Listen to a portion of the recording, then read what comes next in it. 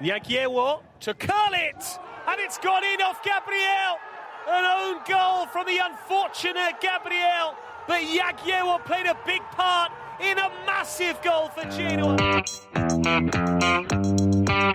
The Calcio Guys is a weekly podcast by Adreano Donardo, Gianni Delacoli, and myself, Nicholas Di Giovanni. We want to bring Calcio back to its roots in our communities and share stories from around the world about why we're passionate about the beautiful game. You can listen to us anywhere where you listen to your podcasts, including Spreaker, Google Podcasts, iTunes, Spotify, iHeart Radio, and Mixcloud. Give us your opinion on social media at The Calcio Guys on Twitter, Instagram, Facebook, and YouTube. The intro song is Fireworks by Jazar.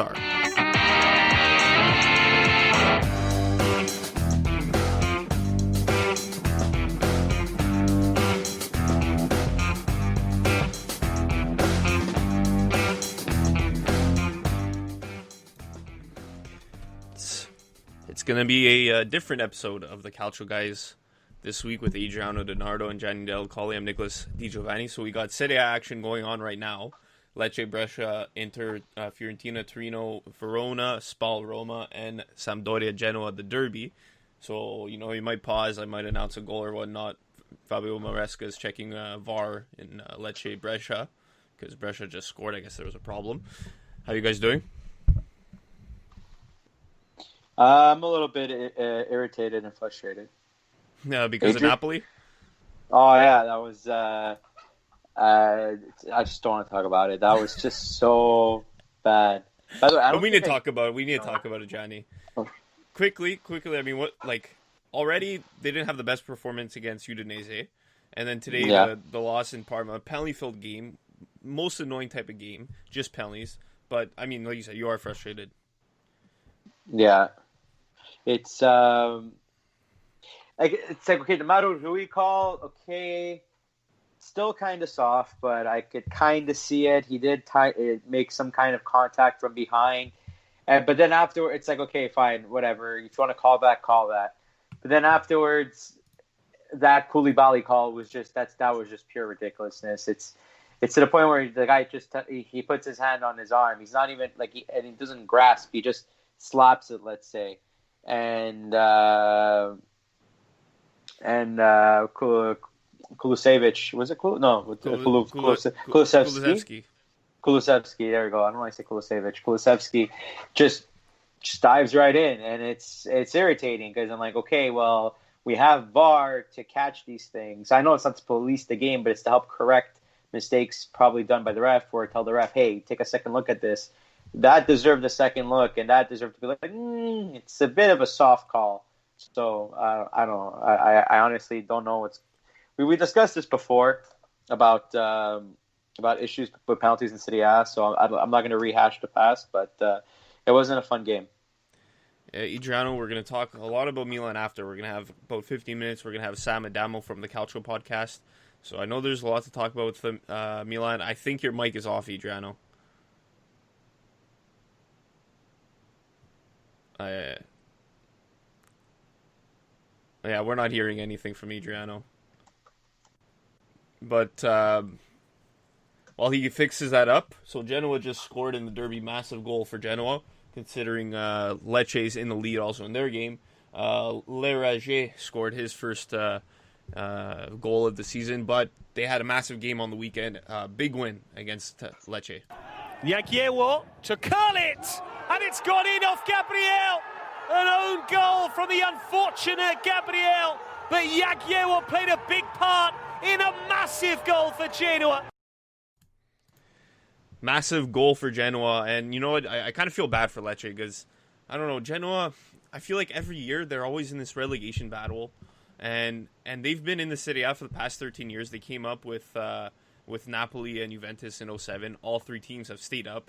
Juve's won almost nine straight Scudetti.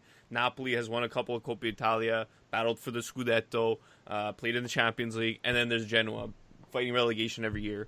And I think they're one of those teams that I think they're like I don't want to say they're the least deserving to stay up, but after a while you kind of want them to. Maybe they need a year in Serie B to kind of learn and kind of. I think they need to rebuild a bit because they're always going for the status quo, and the status quo is always finishing like 17th. I agree. Do you guys hear me now? Am I back? Yeah, we hear you. Excellent. All right, perfect, beautiful. I don't know what the hell is going on with this Skype thing, this mic, but yeah, Nick, I gotta agree with you, man. Like, Genoa is such a historic team. To see them go down personally, I know we've said it before, it would suck. I would obviously love to see them stay in Serie A, but that's kind of what happens when there's always been those talks about the 20 teams, maybe reducing it to 18 teams, and there's a lot of those teams in the lower half of the table that they're just comfortable. They know they're not going to make top 10 or Europe, and they know they're not going to get relegated per se, and they're just comfortable in that in that middle ground zone. So it's something to think about for sure, and maybe an overhaul does need to happen at Genoa. I mean, I don't know, but I don't know. Maybe Fabrizio would have more knowledge for that, but I just think these teams get too comfortable. Right in that, right above relegation and like in that second half of the table there. So, maybe 18 teams can shake that up and make a difference in the league. I don't know, but it's definitely something to think about in the future. And Gianni, so Napoli played Udinese on the weekend, and Udinese is almost another one of those teams where they're kind of not good. If there were 18 teams in the league, they'd be battling. They'd probably be dropped down because they're just one of those teams. They don't really battle relegation. They're just above it. Like this year, they're 7 points above Lecce right now, but they're really just not a good team. And you feel bad for guys like Rodrigo De Paul and Kevin Lasagna. They had a pretty good game against Napoli. I think those are two players. Do you think they're players that maybe deserve a better team? I mean, every player deserves to kind of get on a team that they can find success with, and Udinese doesn't really have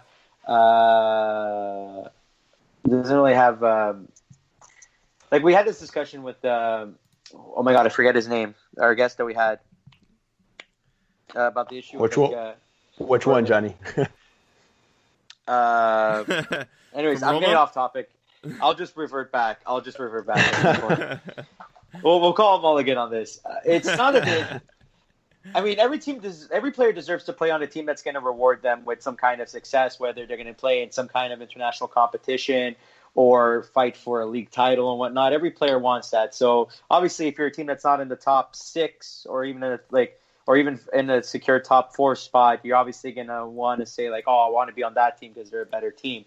Yes, those players do deserve to have a spot on the better teams, but they have to also demonstrate that why should that team go after me? Like, why, for example, should Juventus replace me? Well, should use me to replace another player and whatnot, And it's weird because you look at the roster; they're not that bad of a team either, and they played well.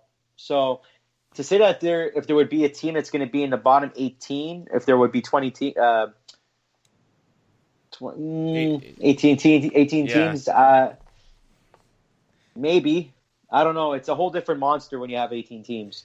It's even though No, you go ahead. No, I was just going to say a thing with DePaul. Like, I think he could go to a better team, maybe like a Sassuolo or Bologna, but I don't think he'd be able to go to a team that plays in Europe. Like, he's a good player, I find, but I don't know. If you can't take Udinese, a bad team, out of that terrible spot as a number 10, do you really deserve to really play these higher teams? So, is there such thing as that one player that plays in any league right now that you can put on any team and just carry them up?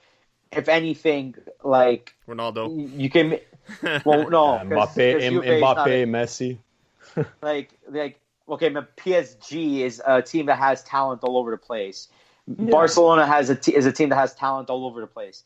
Ronaldo with Juve, it's Juventus. They've been winning the league title even before Ronaldo. It's not a team it's not a team like Udinese. It's not a middle of the table team.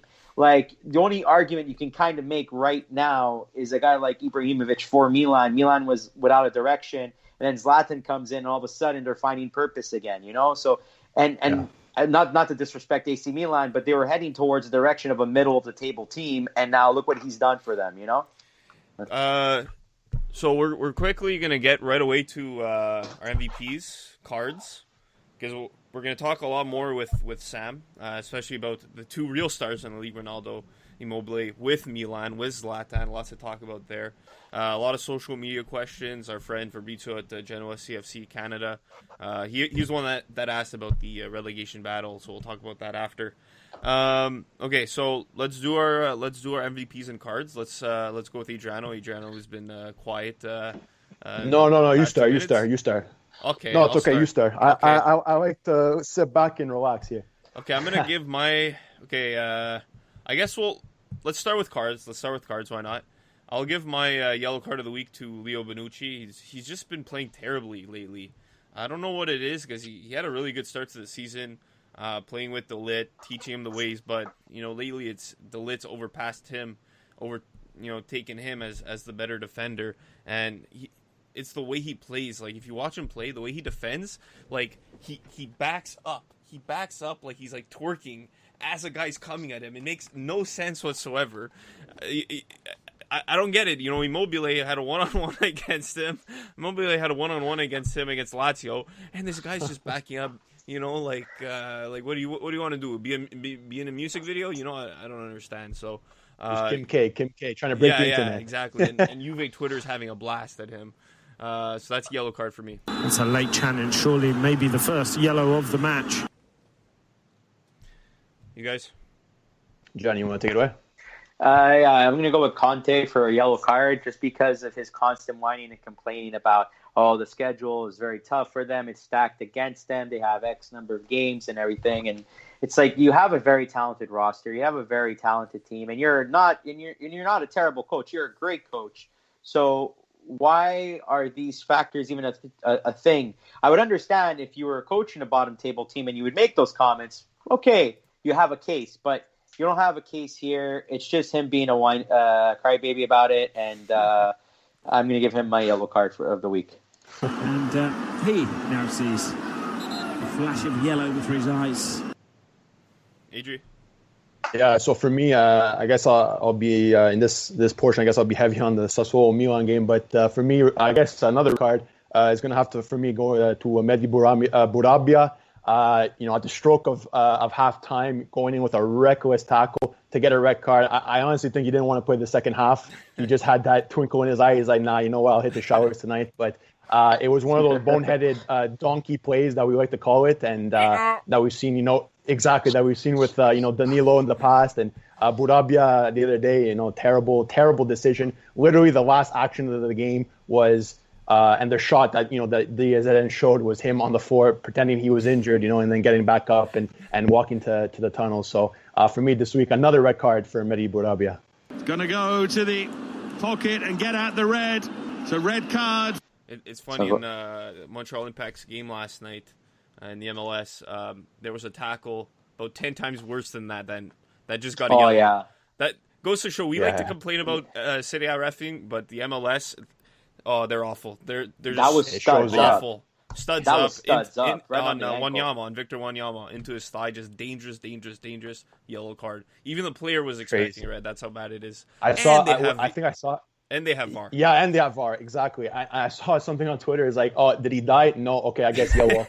yeah. So, MLS and Serie A or just Europe is, night and day. Yeah.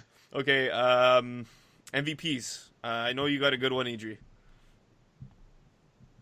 For me, I guess I'll save that after. For me, honestly, just for a first shout out, definitely Zlatan Ibrahimovic. Gianni, spoke about him a bit before. Just bringing Milan, back to somewhat where they need to be, and just the better times with this Milan team, and the mentality, the La Voglia, just the fight for the shirt. It's so evident with Ibrahimovic there, and getting 2 goals against a good Sassuolo team that have given them trouble, for these past years is something big, and took the game by storm. So for me, definitely him is one nod, but my special one, we spoke about it before too.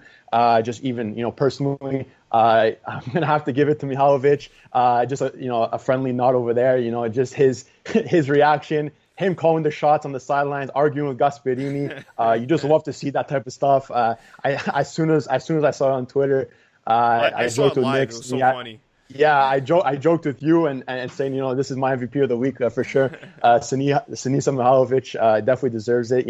I can't believe the exchange and then the pictures that go along with this whole sequence was just honestly priceless. We love to see it. So another shout out to Mihajlovic in that exchange with Gasperini.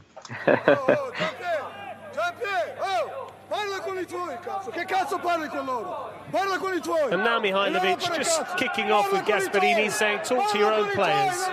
Who do you think you are? And here we go. The referee's going to intervene. And it might be a yellow card for both head coaches here.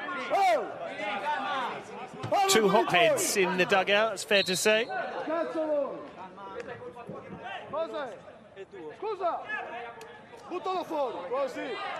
It's a red card. Mihajlovic saying, send him off. Gianni, your MVP? I'm going to go towards the lower table. I'm going to give it to Jaromir Zimmerall for Brescia. I know it was a huge game. I know it's in the grand scheme of things, he just gave his team just a little bit of life to probably not drop down, but it's still not looking great. But he came up big in a very important game for them, scoring a brace. And if I remember correctly, was this first 2 goals in Serie A? I believe so, yeah. Yeah, his first 2 goals. So it's a great way to debut and stuff, It's still great to get the ice broken in terms of your career in Serie A. So it's not the usual players that we go for, so I figure I might as well give him a bit of a spotlight. So Jaromir Zimmerall gets my MVP of the week. As they shift it across, Zemiral, he's done it! Brescia get the lead in stoppages. Zemiral again with his second goal in Serie A, his second on the night.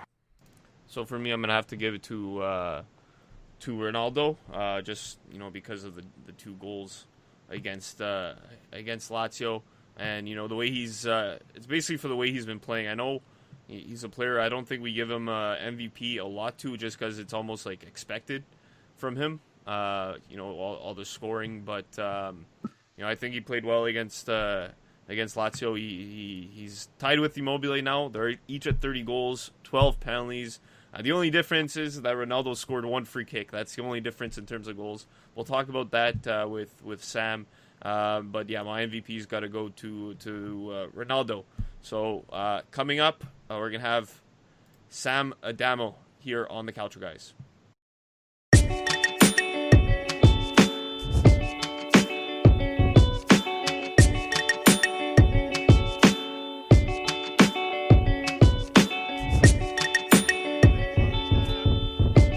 Chance for Dybala to charge forward to tee up Cristiano Ronaldo, and goal number 50 is followed in double quick time by number 51, and surely now Juve are going 8 points clear at the top of the Serie A table.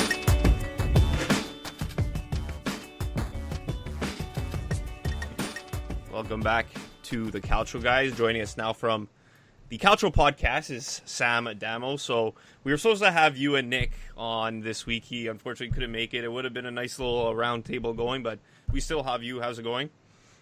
I'm excellent, man. Geez, I'm so used to the tables being turned the other way. I'm used to saying thanks for joining. No, thanks for having me. It's great. We got it. It's wonderful to be here. It's a little confusing to one, be in this position, then two, to hear you say, welcome back to the Calcio Guys, here from the Calcio Podcast, is Sam Adamo. There's a lot of crossover here. We've got to address the fact that, one, this is long overdue. And the fact that there are so many similarities between us that it could be almost confusing, except for the fact that we're probably bigger clowns than you, and you guys actually have some kind of activity. But you guys are from the West Island too. The flattery. What was that? Sorry? I said you guys are from the West Island too, huh?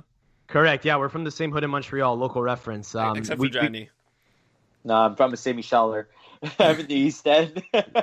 Which if you're listening to this from any other part of the world is basically like another part of the world. But yeah, Christ, I think we started doing this podcast. I could swear on this, right? No problem. We're good. Yeah, no problem. Okay. Yeah, fuck shit, cunt. We're good. Okay, awesome.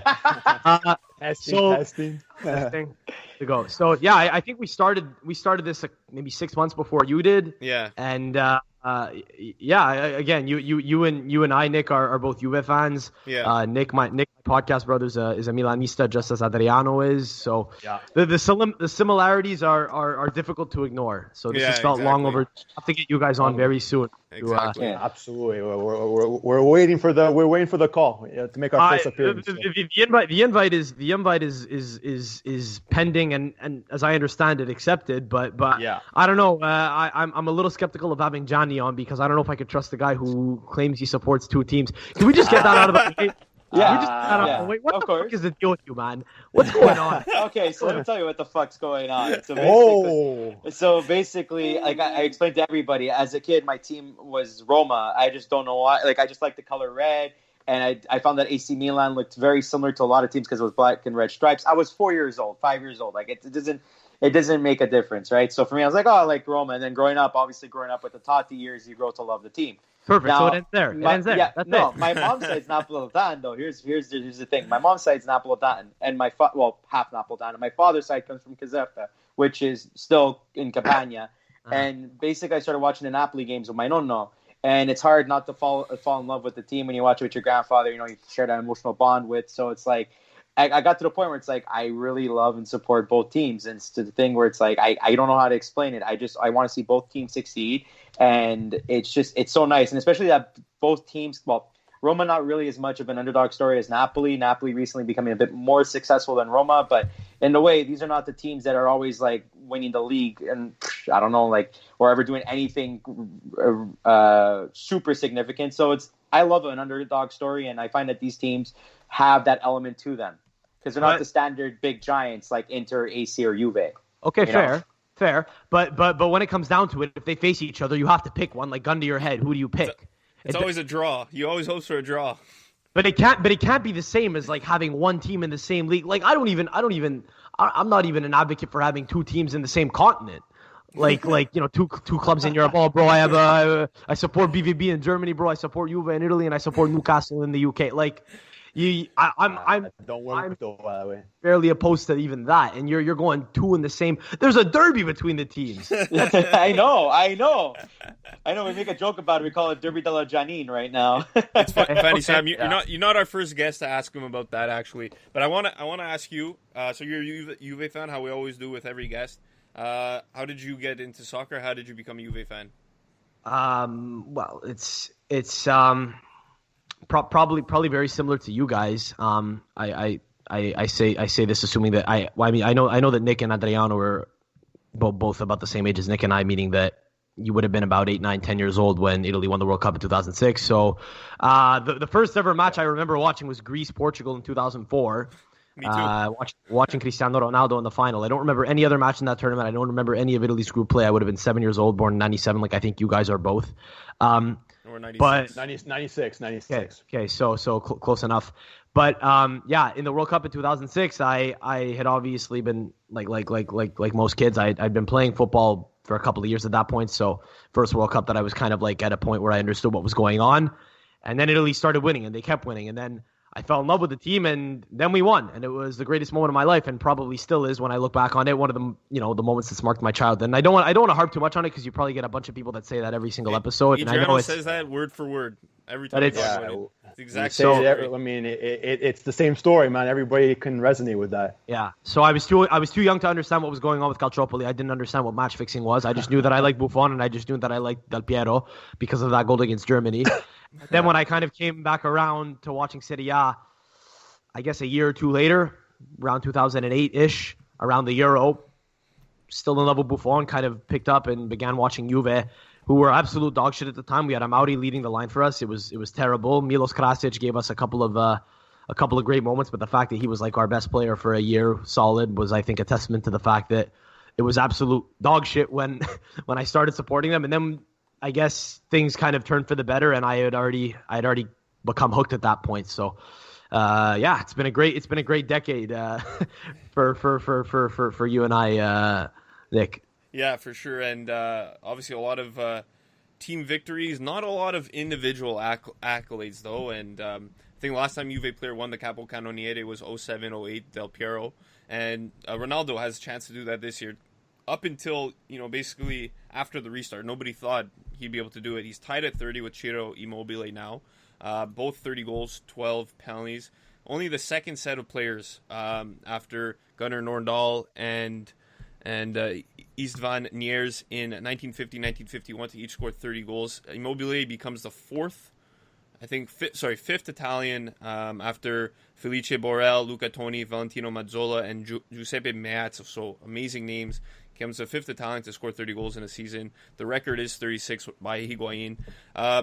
Straight up, guys, who do you think is winning the capocannoniere?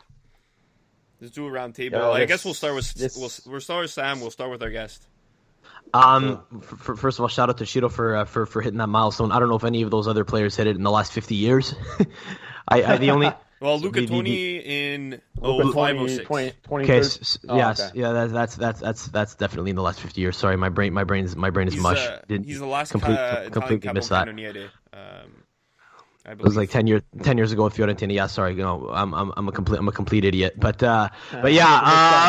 I do think, too much.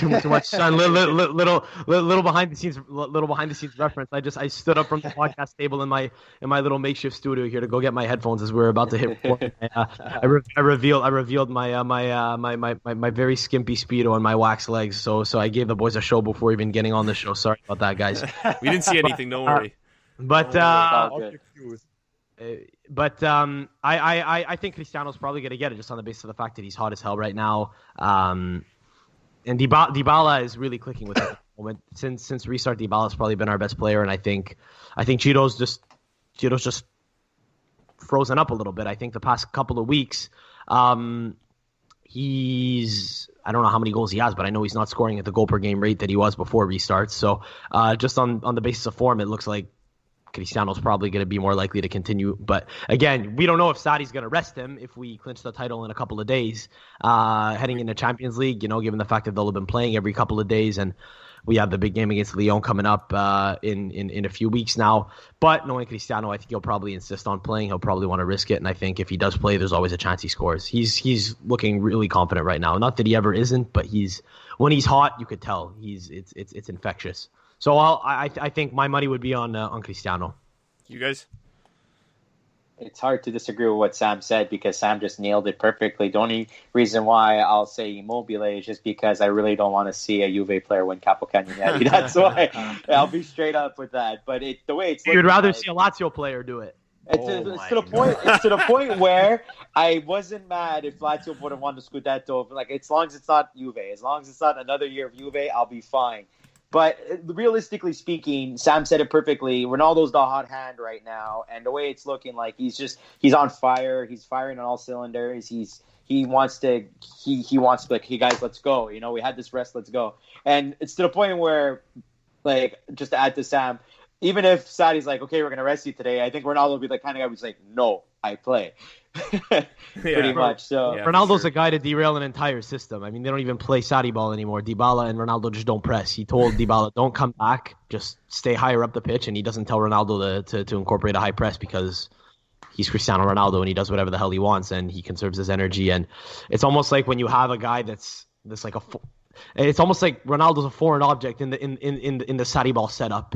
Yeah, it's like whatever he wants, he gets, and whatever he does, just kind of you have to roll with because he's like that 40 class level, right? So yeah, so I would say my heart wants Immobile, but my head's gonna be like Ronaldo. That's what's gonna happen. I think I mean, listen, I don't want to go back again on what I had said earlier on. I think we had said Immobile we'll get it. So I'm going to stick with that just to kind of like, shake the pot in this discussion. I will go with Immobile. I do think, yes, obviously Sam nailed it. He hasn't been in his form, before the restart. That's very evident to everybody. But Immobile, he just needs that one. I know there's only a couple games left, but he needs that one spark. And once he goes off, it's hard to stop. So I'm gonna stick with Immobile to shake the pot in this discussion, like I said. But I wouldn't bet the house on Immobile. If I was the betting man, I guess I would go to Ronaldo. But my heart, like Gianni said, for Immobile. So basically, everyone acknowledges that it's going to be Ronaldo, but no one wants it to be so. Yeah, well, I'm gonna stick with Immobile. I just don't want to see the Ronaldo fanboys on Twitter. Yeah, but that's everybody. Everybody. They're so annoying. Like I don't know what's a bigger rivalry right now. Juve Twitter versus Ronaldo fanboys, or like Juve versus Inter. I don't know what's a bigger rivalry. It's ridiculous. Like Juve Twitter hates those fanboys. Like it's Gianni called it. I'll give Gianni credit because he called it back 2 years ago, but it's pretty bad. Okay, Milan. We got a couple questions on social media from Pizza Calcio. He asked. He didn't even make a question. He just said, talk about anything Rangnick related. Our friend Daniel Lucci said, what's everyone's thoughts on Rangnick's failed move and Pioli staying at Milan? Do you think that means Maldini will stay as well? And then our friend Fabrizio from Genoa CFC Canada asked, just about Pioli's extension. I'm going to ask Adreano first, then we'll ask Sam, since Adreano is a Milan fan. What do you make of this whole situation? Rangnick not coming and Pioli staying. You know what? I know it was a bunch of paper talk, I guess you can say. And nothing was really official yet for having Rangnick in, but there was a lot of rumors, that he would come in. Seeing the news, it did kind of take me a bit, aback, slightly. I didn't think they would actually have the balls to make that kind of decision and kind of sticking with some sort of, even though it's small, some sort of stability that, Milan hasn't done in this past decade. Shit hits the fan and, they change everything and it's a whole, another revolution with this club. So to see, the extension on Pioli, Padre Pioli, as we like to call him, as Sam and Nick like to call him as well over at the Calcio Podcast. Yes. I think it is deserved. Obviously, he's been, a big help for this club after the restart. I also do think Zlatan Ibrahimovic has a big part in that as well. I don't think it's only Pioli's system or tactics or whatever you want to call mentality that's meshing everything. I think Zlatan has a part in that as well. I think, is it the right call? I just hope we don't regret this move come maybe next season if shit does hit the fan again. I hope they ride the wave. With Pioli, because in Pioli's past, yes, he's kind of battled the storm, brought up a team and made them do well, and then the next season kind of just shit the bed, and and he gets the boot and he's on to another club. So I hope that things can change with Milan. Does Maldini stay? Does he go? I don't know. I think that's still up in the air. I would hope for him to stay. Obviously, club legend. I would hate to see us burn another legend. I'm happy that they kind of stuck to what's been working. I hope it continues. I don't know how long this run of form can last. We got Atalanta come Friday with a lot of missing pieces, so it's going to be a tough test to see how the bench works out and how Pioli rides that wave. So listen, man, guys, I'm happy that Pioli got what he deserved. Coming out of the restart, like I said, hasn't lost. They're undefeated. So, it's exciting times. I hope the Pioli out people from way back when, are listening to this and say, listen, we're sticking it to you now, and Pioli deserves, all the good things to come in the future. I have a question. Do you think maybe Pioli staying is a way to kind of convince Zlatan to stay as well? I think, it's a possibility for sure. Obviously, like Sam was mentioning with Ronaldo, Ronaldo's calling the shots, Zlatan's calling his shots. He's going to decide what the hell he's going to do come, further on to the future. He's 38 years old, not getting any younger, but these players, fuori classe, as we like to call them, they age like fine wine. I think, if the management continues to be stable, and Maldini's still there, with Pioli staying, I think it could be enough for Ibra to stick around another year. But I just think I would hope for it to happen. I just don't know if it's set in stone that if all these things go right that he's going to stay, because he's one of those players that he achieves something and then moves on, and but I do think his heart is in Milano and always has been and always will be. So. Well, I mean, it could be in Milan, in the city of Milan, and I mean, just on the basis of the fact that he's played most of his career in the city of Milan, but for both clubs, right? So for you Absolutely. to say his heart's in the city of Milano, yes, for sure. On which side of the divide, I don't know. That's kind of a little more up for debate. I would tend to agree with you though. I would tend to agree with you though on the basis of the fact that he returned. Yeah, but Gianni, to answer your question, bro, I disagree. I don't think this has anything to do with Zlatan at all. I think he's a 38-year-old guy going to be 39 this year. I don't think he fucking matters at all, bro. I think it's really? It's a nice story, and yeah, they won the Scudetto. He's the, had he been there all year, he's the director, he's the manager, he's the captain, he's everything. Yeah.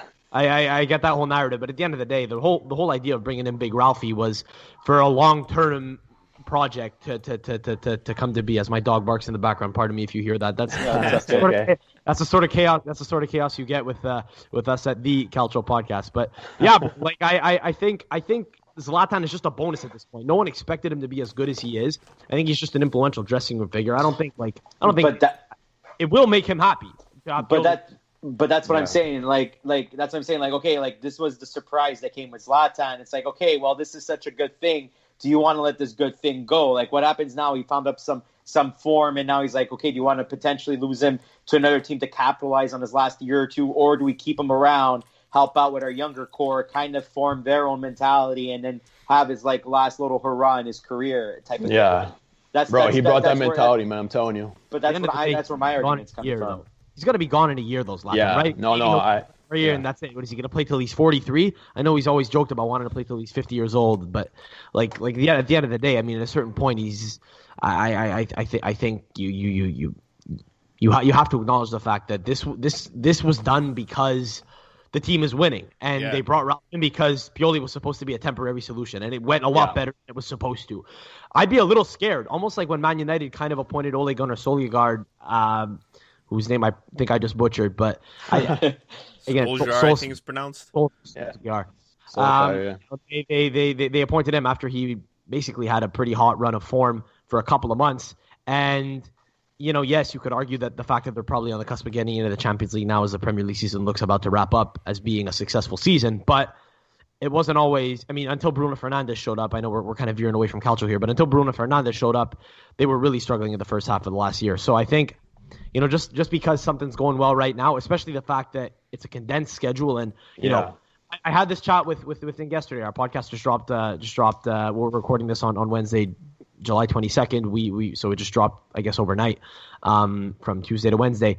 We were talking about the fact that like Lazio have been cold as shit, Atalanta have been hot as shit, and Milan have been hot as shit. But realistically, when you look at it pragmatically, games have only been going on for a month, right? So you look at it as like a 1 month hot patch where they've just felt hot over 30 days, where they're going to bed 30 times, feeling confident 30 times, or is it like an entire, what would be like a 2.5 month spell of the season, where they will have, in depending on which team, Milan, Lazio, Atalanta, lost a bunch of games consecutively or won a bunch of games consecutively.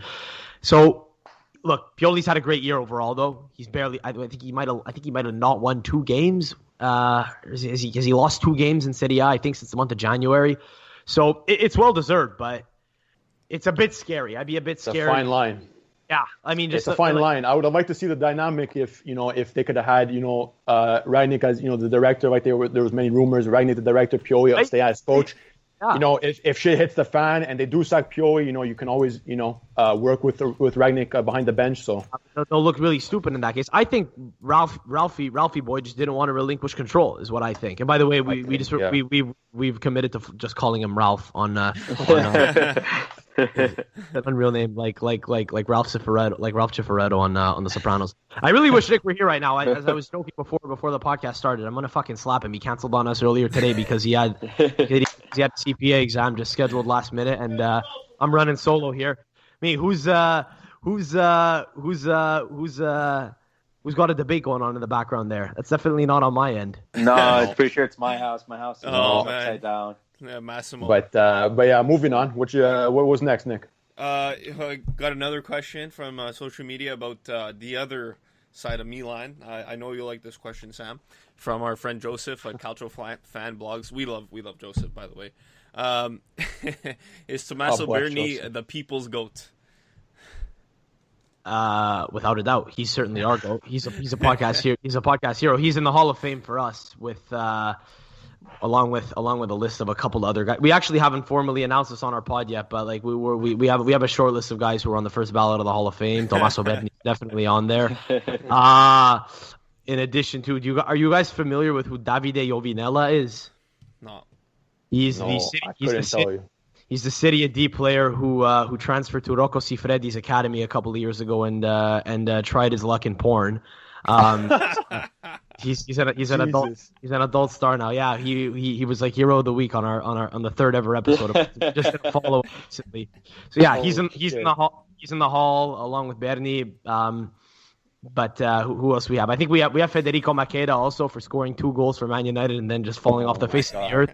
And when I was in Mykonos a year ago with a buddy, I saw so I didn't even know, slipped through the cracks. He's been playing for Panathinaikos for a couple of years now, and I just saw Panathinaikos hung up on like one of those cheap ass stands of sport gear imported from China. It's Makeda jersey. I was like, oh my God, I have to buy that right now. I asked the lady for a small. She gave me a kid's small. It's like a fucking crop top, so I can't wear it. It's like you know those tracking devices that players wear that look like sport bras. Yeah. I throw that on and that's what I look like. So yeah. But oh my God. Yes, Federico Macheda is up there. Anyway, so he's got some stiff competition, but Tommaso Berni is definitely he's the people's GOAT for sure. I think if we had a Hall of Fame, I think we'd put Chicho Caputo up there. We love Chicho on this podcast. Actually, because we knew that. Well, at the time, we were both supposed to be coming on the pod. Unfortunately, you're only getting half the package here. But yesterday, in anticipation of the fact that we would be coming on the pod, we alluded to it. Said, "Hey, check out our appearance on the Calcio Guys tomorrow." Yeah. We're gonna have to have a little chat with them about the fact that they won't shut up about Chicho Caputo getting into 21. He's gonna be 34 years old. You guys are off your rocker, man. Yeah, you guys are rocker. You think he's gonna get his first cap at 33 years old, like Ricky Lambert? Of course. You'll never say never. He's scoring more than most other strikers. Why not? I think Mancini's got an eye on the long term. Hey, listen, maybe that's the way of the world, man. It's the year of the veterans. Quagliarella, capocannoniere last year. Yeah, 2020 is a fucked year. A 35-year-old is going to be capocannoniere. Zlatan is forcing a month-long plan to be completely scrapped at the last second. It's the year. Yeah, it's there was ever a year. I guess it's this year. That's it. Let's go on the other side of the age group. So we have a really good question from Serie A Scout on Twitter. He always puts out weekly Serie A top U23 U23 team of the week. Great account. Yeah, came out of honestly. nowhere. It's a brand new account. Matty Lewis, I think it's him that runs it, by the way. Yeah. I've seen him on Twitter. Yeah, but we had a little exchange with him. He said he was in the UK. I wasn't sure who it was, but yeah. Okay, yeah. Who are your top 3 U23 players of 2019 and why? And who's the biggest flop? So I hope you're prepared for this one, Sam.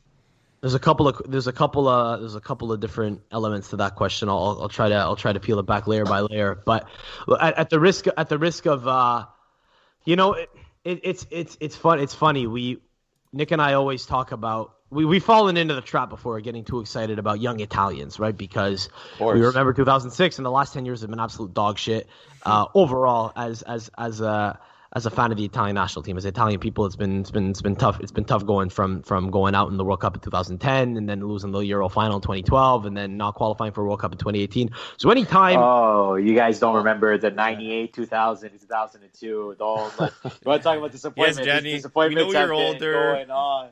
I know about this. I'm only 5 years older, guys. We can't talk about Korea. I know the story. My God. Yeah. North Korea. Holy shit. I'm aware of the history, Gianni. But look, the point is, I think, especially with Antonio Conte, with the old fucking squad that he brought up in 2016 and the old squad that Marcello Lippi brought in 2010 and the super underwhelming performances in 2017 to qualify for the 2018 World Cup and the failure to bring in a lot of the promising youth players that were coming through at the time from Nono Ventura. I think we get really hung up on young Italian players. I know I'm not answering the question here. I'm kind of going off on a side note, but you got to be really careful with this shit. I remember a couple years ago, Nick and I on our beer league soccer team, we convinced everyone on the team, most of whom were Italian, but not everyone. We convinced everyone to basically purchase an accumulator, wagering the entire team budget on Italy winning the 2017 U21 Euro because we knew who half the team was. And we're like, oh, bro, they have Donnarumma, Petagna, Locatelli. Forget about it, bro. They're dominating. At the end of the day, we got to remember that a lot of the players in Italy that are, just because they're young and Italian doesn't necessarily mean that they're going to be fucking elite. I was having this chat with Nick last week. Like, do you guys think that Federico Chiesa is world class or ever will be? I don't. You think he ever will be? I know that Adreano and Gianni do. I hold him in high regards. I do not like him at all. I like him. I don't think he'll be world class. I think we got to calm the fuck down. I think there's only one player. But you're putting words in our mouth. I hold him in high regards, and I think he's very talented. I never said he's going to be the world class, like carry a team on his own. But he's a very talented player that it's rarely seen in Italy. A guy who's really great with his feet. How many Italians do you know that are really, really great with their feet and are able to go into a tight space and handle the ball very well? That's where I hold him in high regards. That's why I say he's probably one of our most talented younger players. Now, world class, you're right there. He's not going to be world class. It's a big tag. That's a big tag. World class is a big tag. I mean, like, does he have the potential? Does he have the skill set? Yes. Is it he doesn't have the consistency? We see it on a week to week. I still hold him in high regard, though. Yes, sure. and I'm with you, but to say he's the next coming to Christ, no, that's for sure not. But although he does have the name for it, he does have the name for it. True. Yeah. If you want to make a couple of prayers, but Freddie Churches. Church, that's it. But yeah, no, world class for me, big tag. I'll answer the question though. So this is a tough one. I'll have a couple honorable mentions, but off the top of my head, I'll say Donnarumma, easy one. We forget how young he is, but he's. I mean, this is an under 23 team, for God's sake. I mean, he's been around for 5 years already, and he's still got a couple years to go. So anyone born 97 and earlier, I guess, or 97 and later. So Donnarumma, I'll say Kulusevski. If we're going just Serie A here. Italians abroad will disregard. I'll go with. It's a tough one. I'll have to say Locatelli because the question is who's been the best in 2019. I think Manuel Locatelli is a great fucking prospect who's not even really by all accounts and purposes a prospect anymore. He's been around for a long time, but you could probably throw Zaniolo or maybe even like an Alessandro Bastoni in there. But if we're going off of 2019 performances, I'll probably throw in Locatelli and give him the edge. I don't think he'll be at Sassuolo much longer, but otherwise you could probably say Zaniolo or Bastoni. But of course, I mean Zaniolo's only been playing a couple games now, so performances. I'll go with Donnarumma, Kulusevski, and Locatelli. Biggest flop is a tough one. I may have to skip that one, and maybe you'll come back to me on that one at the end. I'm fucking drawn on that one. Say your top three, then I guess we'll say our flops after. Okay. Well, when I got the question, I thought it was something more limited to just Italians and also to just Italians in Serie A. So I went with Zaniolo. Yes, I know he had his injury spurt, but even ever since he came back, he's been phenomenal for Roma. And even before being injured, he was great for Roma. And he's such a key part of that team right now. I'll say it time and time again. So he's obviously one of my three. Second choice was with Orsolini because as much as I like to have the debate back and forth with the guys on the podcast, Orsolino's been having a very fantastic That's a fucking year. Good call. That's a good call. As much as he competes with Chiesa, who's my third choice in terms of the spot and whatnot, you have to be an idiot to deny the fact that he's having a fantastic year. So it was Zaniolo, Orsolini, and Chiesa. I've already said my piece about Chiesa before. Now, in terms of flop, with an asterisk, Tonali, only because he wasn't that much of an X factor that we hoped he was going to be for Brescia. Now, it's not his fault, like look at the. I was going to say, can you blame him? No, exactly. No. That's why the situation there is terrible. That's why I put an asterisk on it. We're going to put it for this season. He wasn't the key player we hope he was going to be.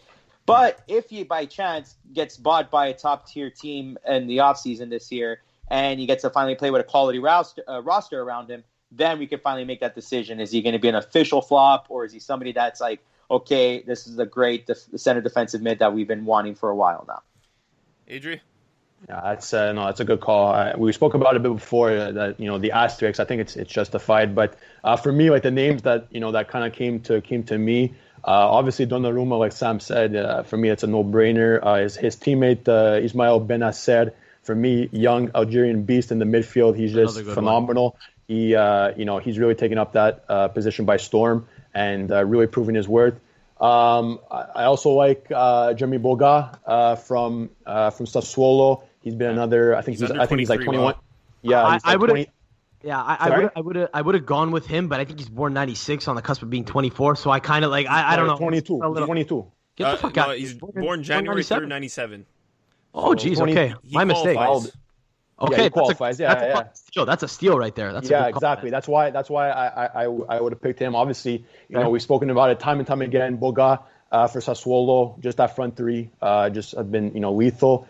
Who else was another name?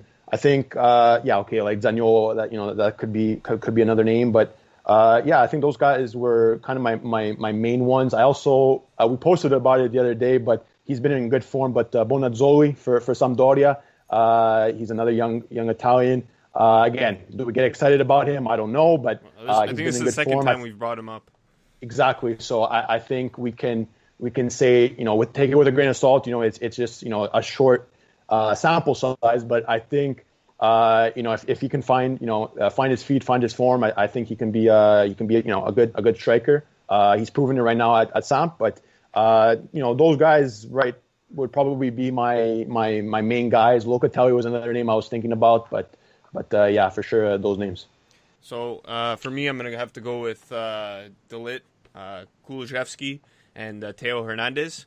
De Ligt and especially Theo, they're just two stars on their own teams. Wow, I'm surprised you said Theo. Yeah. I'm not a fan of him as a left back. He's an amazing left winger. But you know what? As a under 23 player, he's still one of the best in the league. You got to give him that. I commend you. He's really he was kind of obviously in the shadows of Real Madrid, and he came here and he in Italy, and he's really stepped up his game, adjusted to the new league. Same thing with De Ligt. I don't think anybody expected him to be this good. Obviously, he took advantage. I actually think he's injury. Top. I actually think he's probably top 5 left backs in the world right now. Who Theo? Off the top of my head, I can't think of 5 better ones right now. Alphonso Davies, Canadian sensation. Certainly, but I mean Andy Robertson perhaps, and then I think it's a little bit more murky.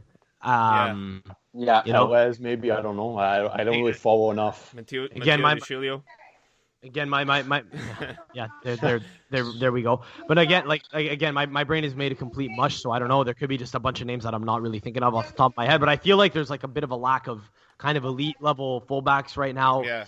I mean, if you want to give like a top 10 of best right backs and best left backs, I think once you get a little bit further down the list and it becomes a little bit more ambiguous, I think you don't necessarily have names that are household obviously are so obviously clear. So I think you could probably make that case about Theo. I like that one. That's a really good fucking call.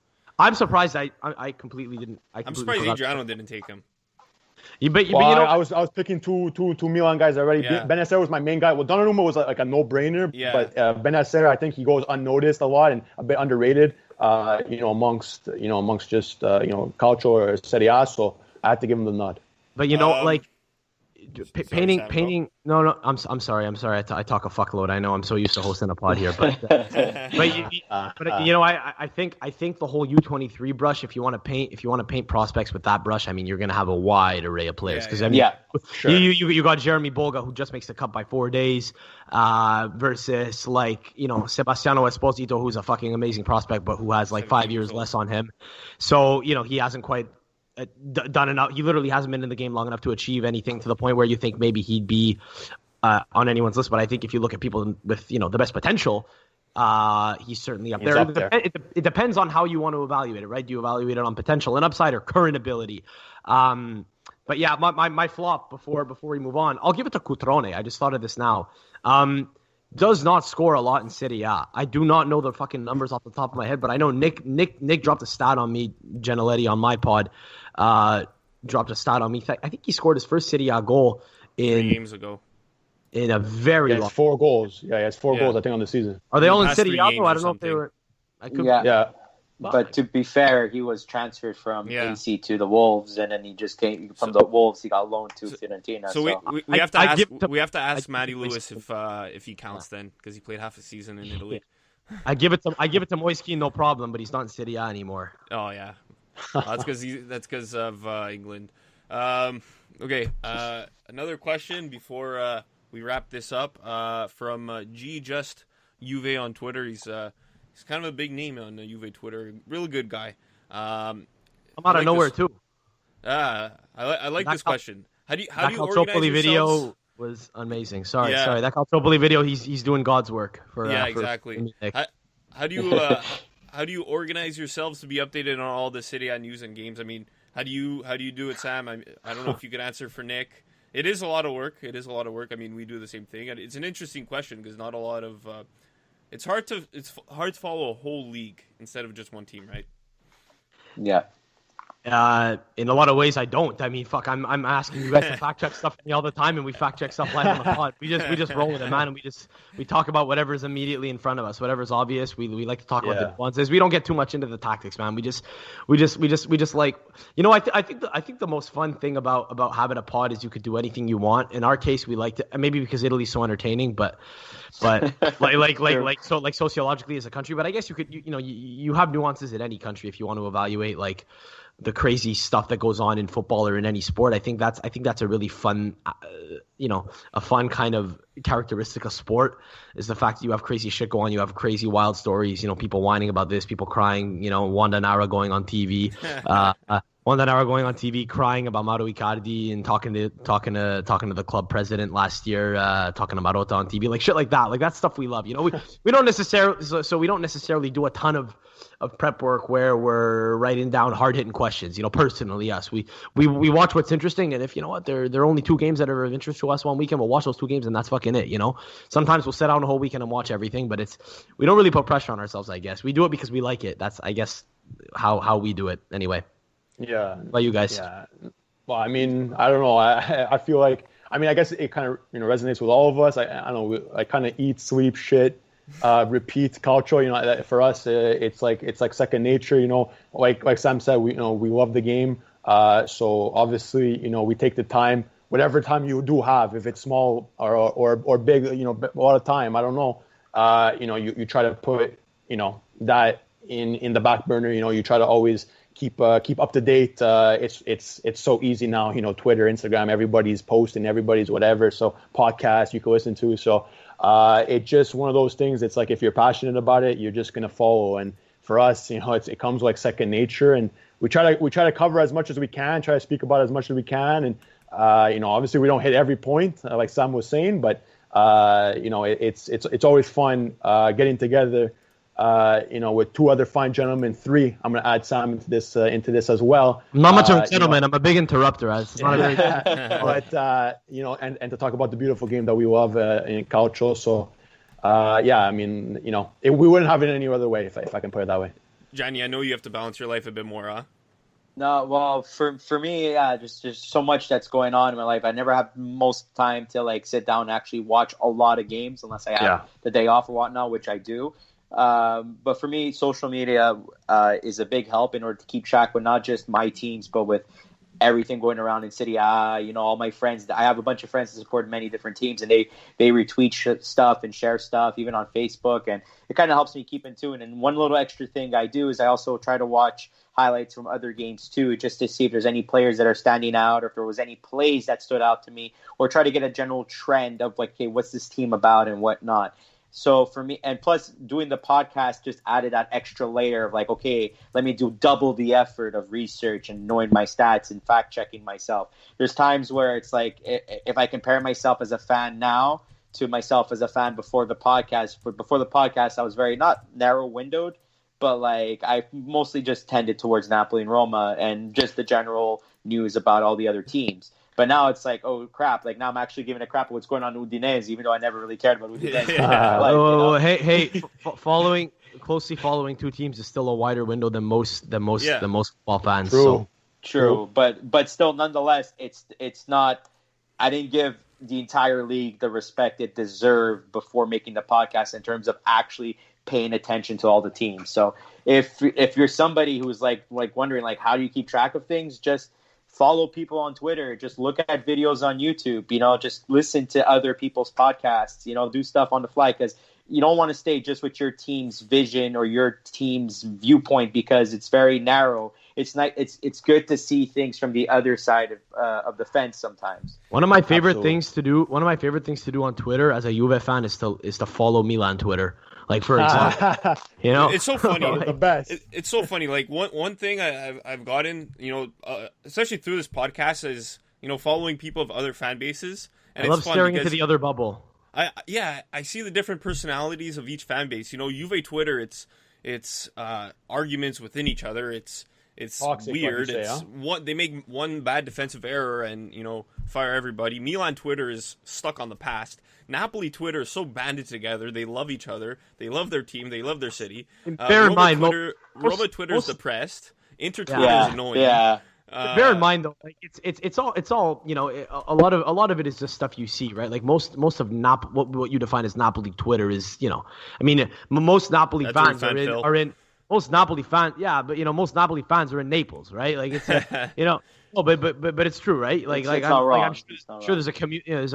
Fiorentina are a huge club in Tuscany who don't necessarily have like a fucking bubble on Twitter, at least that I'm aware of. That is at present if you want to read Fiorentina stuff in English, but like in Italian, I'm sure there's a lot more shit that goes on. Also, there is the fact that Twitter I think is less big in Italy as it is in the States.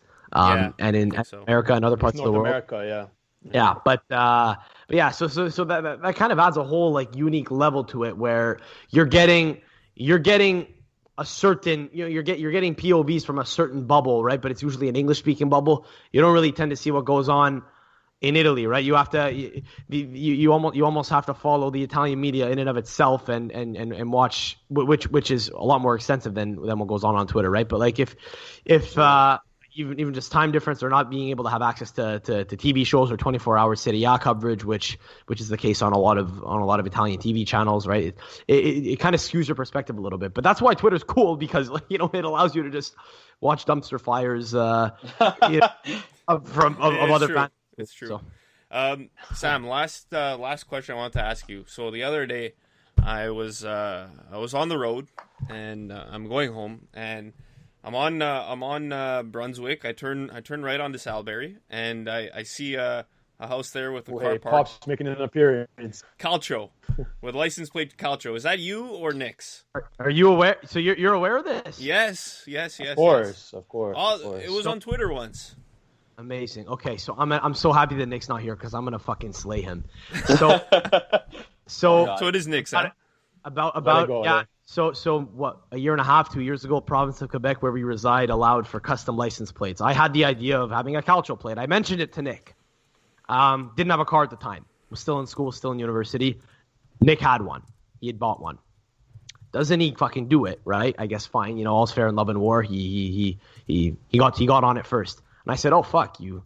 You stole my idea. Shit. Like, to be honest, I think it's a little tacky to put Juve or Bianconero. I mean, it's too long anyway. But what I like about the idea of having a plate that says Calcio is it's very it's artsy. It's very simple. It's straightforward. It's not just any one team. It's just a concept of football, of soccer. But the fact that we're Italian and we support Italian clubs, I think I thought it worked on a lot of levels. So I said, "Oh, nice. You took my idea." He goes, "What are you talking about? I had this idea originally. This is my own fucking thought." And I was like, "Are you kidding me? Are you kidding me? You're not even going to give me. Not only did you cut me out of the plate that I wanted, you're not even going to credit. You're not even going to give credit for the fact that I was the one who planted this seed in your brain." And he refuses it. He fervently denies it to this day. But like, I definitely brought it up. I said, "Bro, how fucking sick would that be?" He went and he did it. Again, fair play to him. It's Nick's plate. At the end of the day. So if you ever want to know where Nick Gianelletti lives, and then now he's not far from us. That's how close we live to each other. That's how close we live to each other. You've been doing this for almost 2 years, and we still haven't linked up yet. Maybe after COVID, crazy. We'll take you to Basilico Express. I don't know if you've ever been on St. John's. I've heard of them. Yes, I have. Excellent. Listen, I'm game for anything at this point. I'm game to get out and have any. It's the best Italian place in the West Island. Our options are limited though. What? Yeah, exactly. I was about to say you guys have Italian places in the West Island. I was like, what? No free ads. But yeah. No, Sam. Yeah, I mean, for the longest time, actually, we thought it was yours. To be honest with you, if we can divulge the secrets, we thought it was yours. I guess it should have been yours. You had the idea first, but again, fair play. I'm not mad at him for it. I'm mad at the lack of the lack of respect of my intellectual property. Is all. That's it. Yeah, man. But no, listen. We got to see, I guess, what Nick has to say about that maybe another time. But once again, for you, thanks so much. For taking your time to speak to us here on the Calcio Guys. Honestly, like you said, long overdue. We're waiting for the call on the other end for sure.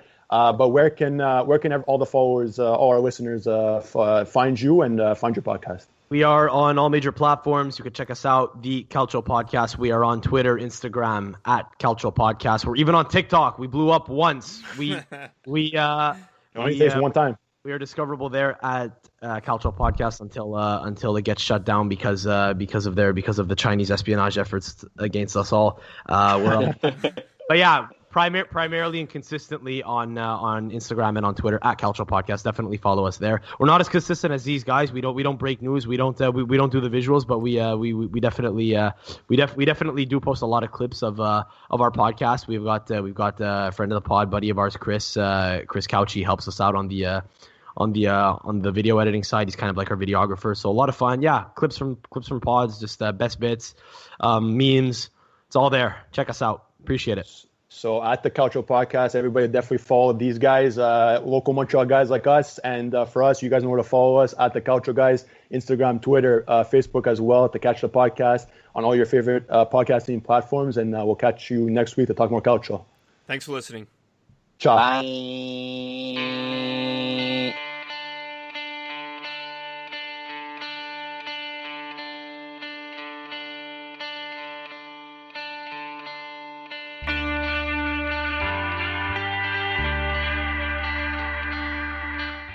The Calcio Guys is a weekly podcast by Adreano DiNardo, Gianni Dellacoli, and myself, Nicholas DiGiovanni. We want to bring Calcio back to its roots in our communities and share stories from around the world about why we're passionate about the beautiful game. You can listen to us anywhere where you listen to your podcasts, including Spreaker, Google Podcasts, iTunes, Spotify, iHeart Radio, and Mixcloud. Give us your opinion on social media at The Calcio Guys on Twitter, Instagram, Facebook, and YouTube. The outro song is The Last Ones by Jazar.